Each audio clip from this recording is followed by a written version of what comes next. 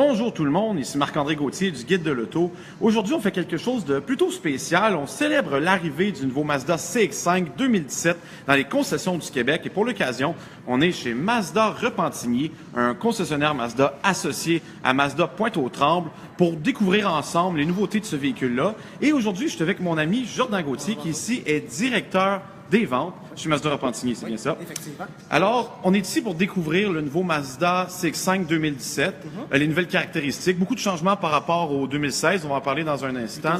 Et ce soir, dans le fond, c'est un cocktail, si on veut. Les gens vont pouvoir venir voir le nouveau véhicule, vont pouvoir l'essayer, c'est bien ça? Un lancement, dans le fond, effectivement, pour le CX-5 2017 avec son nouvel arrivage.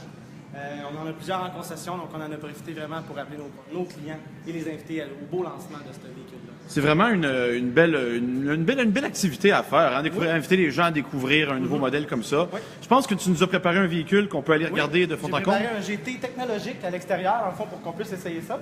Ça, le GT, pour que les gens comprennent, c'est la version tout équipée, là. C'est la version de grand tourisme. La plus cossue, effectivement. On va aller chercher vraiment le plus d'équipements au niveau de ce véhicule-là. Va être très impressionnant au niveau des aides à la conduite aussi. Bien sûr, on va pouvoir discuter de ça un petit peu. Alors, mesdames et messieurs, voici le nouveau Mazda CX-5 2017. Comme vous remarquez d'entrée de jeu, le style est complètement différent. On va parler des nouveautés ensemble, si tu veux bien.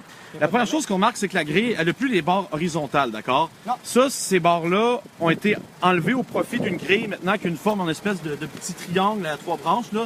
C'est assez joli. On dirait une petite étoile Mercedes, mais répétée, si on veut. Effectivement, on a été chercher un petit côté un petit peu plus luxueux auprès de la grille avant, vraiment avec une bel accent de chrome qu'on va aller chercher pour élargir un petit peu le devant du véhicule, aller vraiment pousser le côté largeur de ce véhicule-là. Exactement. Et d'ailleurs, j'étais au lancement du produit il y a quelques semaines et on expliquait qu'on avait maintenant un capot plus élevé, de sorte à ce que l'air soit moins dévié vers le pare-brise pour augmenter le silence de roulement, si on veut. Hein? Oui, effectivement. Puis en même temps, on va rajouter une vitre acoustique, dans le fond, pour permettre une meilleure isolation. Permettre vraiment d'éviter tout ce qui est bruit intérieur et réduire ça pour vraiment permettre une meilleure conduite, un plus grand confort. Une vitre acoustique, ça, dans le fond, c'est une vitre qui a été conçue pour réduire le son. Effectivement, oui, c'est ça. Comment les gens, les clients qui ont un 2016, qui ont vu 2017, comment est-ce qu'ils réagissent à la nouvelle grille? Je vous dirais que ça arrive qu'ils me disent que c'est plus dur à laver. Mais sinon, c'est sûr et certain que ça rajoute, comme on dit, un petit côté luxueux. Ce qui fait vraiment passer la gamme à un véhicule un petit peu, comme on dit, luxueux, effectivement. On va aller chercher une gamme plus haute et bien sûr rajouter un style plus wow. Mis à part le devant, côté esthétique, qu'est-ce qu'on a changé en 2017? On va aller chercher un Mac différent aussi. Donc, des nouvelles roues, là. Des nouvelles roues, un nouveau Mac de 19 pouces, bien sûr. Aussi 19 pouces? Oui. Ça, mesdames et messieurs, ça coûte cher à remplacer, fait que faites attention au nid de poule. Bien sûr, mis à part ça, on a le style arrière aussi qui a été modifié pour permettre à ressembler un petit peu au CX-9. On va aller chercher une touche d'un véhicule. Ouais, un peu plus premium, c'est ça? Beaucoup plus premium, justement, un petit peu plus cossu pour côté de luxe, encore une fois. On va aller regarder l'intérieur rapidement, si tu veux bien. Je vais aller m'asseoir à l'arrière pour que les gens voient bien le tableau de bord, parce que c'est là que, à mon avis, le travail le plus impressionnant a été fait. Je suis entré dans le véhicule, un instant. Alors, comme vous remarquez, le tableau de bord maintenant n'a plus rien à voir avec l'ancien. On se rapproche beaucoup plus d'une Mazda 3 avec l'écran maintenant qui est détaché de la console pour être mis en haut tout simplement.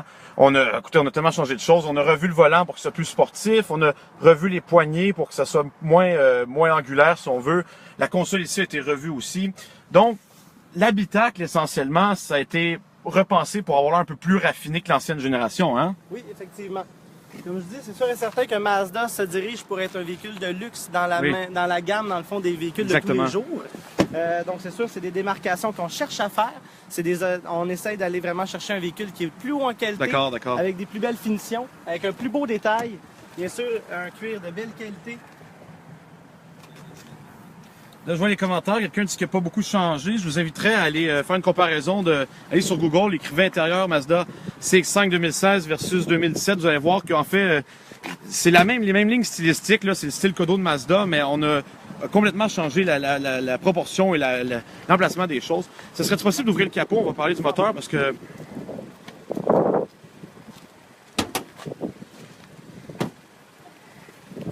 Les gens nous posent des questions sur le moteur. On arrive justement au moteur là. Un moteur de 2,5 litres de 187 chevaux. Parce que les gens, ce qu'ils doivent savoir, c'est que l'architecture des pistons a été changée pour offrir une économisance améliorée, mais surtout plus de réponses à bas régime. Parce que quelqu'un m'écrivait, oui, ça prendrait le moteur turbo du CX-9, mais Il y a peut-être de la place en arrière pour mettre un turbo, mais pour le moment, on va rester avec ça. Il faut rappeler aux gens que le moteur diesel s'en vient à l'automne. Et ça va être, mes amis, on l'a essayé au Japon en primeur canadienne, le guide de l'auto. Et je peux vous dire qu'avec près de 300 livres de couple, là, ça déménage. C'est plus vendu comme une version sport, Oui, une version économique. Mais pourtant, on va avoir vraiment le meilleur des deux mondes. Ah oui, c'est un côté économique, puis un côté vraiment performance, plaisir. Puis en plus de ça, on va aller chercher aussi peut-être même une capacité de tir qu'on n'a pas encore chez Mazda. Oui, on a 2000 livres, mais qui va être un petit peu plus élevé que le modèle diesel. Il faut rappeler qu'à l'heure actuelle, Mazda n'a pas suivi, si on veut, la tendance dans ce segment-là, c'est-à-dire celui des VUS compacts d'offrir des moteurs turbo. Maintenant, il y en a un, Honda en a un. Pour l'instant, nous reste avec un 2.5 qui n'a pas beaucoup changé. Par contre, avec le modèle diesel, les gens demandent le prix. On ne le sait pas pour l'instant parce que le lancement officiel va être en mois d'octobre, mois de septembre.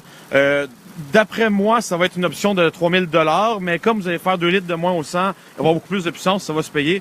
D'autant plus qu'il va avoir une meilleure capacité de remorquage. À l'heure actuelle, il remorque combien, lui? 2000 livres. 2000 livres, d'accord.